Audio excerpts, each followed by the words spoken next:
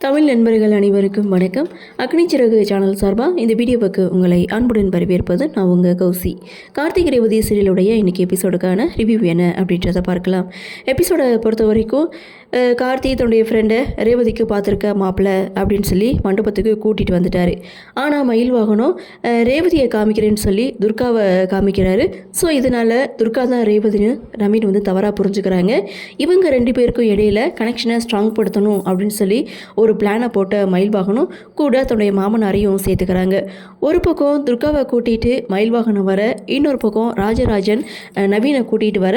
So படிக்கட்டில் இறங்குற வழியில் மயில் வாகனம் எண்ணெயை ஊற்றி வைக்கிறாங்க.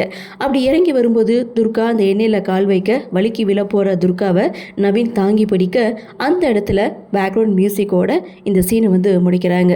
ஸோ அடுத்த சீன் அப்படின்னு பார்த்தீங்கன்னா பாட்டி அப்புறம் அருண் ஆனந்த் இவங்கெல்லாம் சேர்ந்து மாப்பிள்ளை மகேஷை கடத்த ஒரு திட்டத்தை வந்து போடுறாங்க.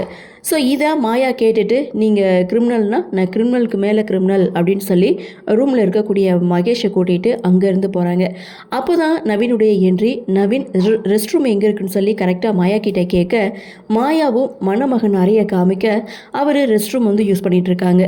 மாப்பிள்ளை மகேஷோட ரூமுக்கு வந்த ஆனந்த் அருண் ரெஸ்ட் ரூமில் இருக்கிறது மகேஷ் தான் சொல்லி தவறாக புரிஞ்சுட்டு ஸோ வெளியில் வந்த நவீனை பார்க்காம அடித்து மூட்டை கட்டி தூக்கி வண்டியில் போட்டு அனுப்பிட்டாங்க. ஸோ இதெல்லாம் பார்த்த மாயா முட்டாளுங்களாம் அனுப்புனது மகேஷ் கிடையாது அப்படின்னு சொல்லி எப்படியா இருந்தாலும் ரேவதி கழுத்தில் மகேஷ் தான் தாலி கட்டுவான் அப்படின்னு அவங்க ஒரு பக்கம் ரிமெச் கொடுக்குறாங்க.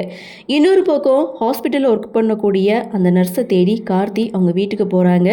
அவங்களும் யார் என்னன்னு சொல்லி விசாரிக்கிறாங்க. அந்த இடத்துல நீங்கள் டாக்டர் மல்லிகா ஹாஸ்பிட்டலில் தானே ஒர்க் பண்ணுறீங்க அப்படின்னு சொல்லி விசாரிச்சுட்டு இது மாதிரி மாயாவை தெரியுமா மகேஷை தெரியுமா அப்படின்னு சொல்லும்போது நர்ஸ் வந்து ஒரு குட்டி ஃப்ளாஷ்பேக் சீனுக்கு போய் நினச்சி பார்க்குறாங்க. ஸோ அவங்க வந்து சரியான கேடு கட்டவங்க அப்படின்ட்டும் கொழுந்தம் கூட தகாத உறவு வச்சுருக்காங்க அப்படின்ற மாதிரியும் இப்போ இதை ஒரு பொண்ணு கூட வாழ்க்கையை கெடுக்க போகிறாங்க அப்படின்ற மாதிரியும் அந்த நர்ஸ் வந்து கார்த்திகிட்ட சொல்ல, அந்த உண்மையை நீங்கள் அங்கே வந்து சொல்லணும் அப்படின்னு சொல்லி ஹெல்ப் கேட்க, அவங்களுடைய கணவரும் பார்த்திங்கன்னா நல்ல விஷயத்துக்கு தான் கூப்பிடுறாங்க. நீ போன்னு சொல்லி அனுப்பி வைக்கிறாங்க. கார்த்தியும் அந்த பொண்ணை கூட்டிகிட்டு மண்டபத்துக்கு வந்துட்டுருக்காரு.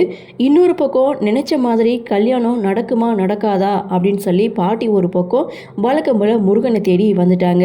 முருகரும் எங்கள் பாட்டிக்கு காட்சி தந்து, நீ நினச்சபடி தான் உன் பேரனுக்கும் பேத்திக்கும் கல்யாணம் நடக்கும், நீ அச்சதை போடுவ, சாமுண்டீஸ்வரி தான் இந்த கல்யாணத்தை நடத்தி வைப்பாங்க, எந்த பிரச்சனை வந்தாலும் இதுதான் நடக்கும் அப்படின்னு சொல்லி பாட்டி பரமேஸ்வரிக்கு முருகன் ஒரு பக்கம் சமாதானம் சொல்ல, அதையே நம்பிட்டு இங்கே பரமேஸ்வரியும் கிளம்புறாங்க.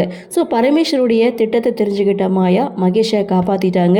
இன்னும் கொஞ்ச நேரத்தில் கல்யாணம்னு சொல்கிறாங்க. அது இன்னும் 15 நாளைக்கு அப்புறம் தான் கல்யாணம் நடக்கும்னு நினைக்கிறேன். சரி, என்ன நடக்குது, என்ன மாதிரியான சுவாரஸ்யத்தோடு கதைக்கள நகர்வை கொண்டு வராங்க அப்படின்றத நாமளும் பொறுத்திருந்து பார்க்கலாம்.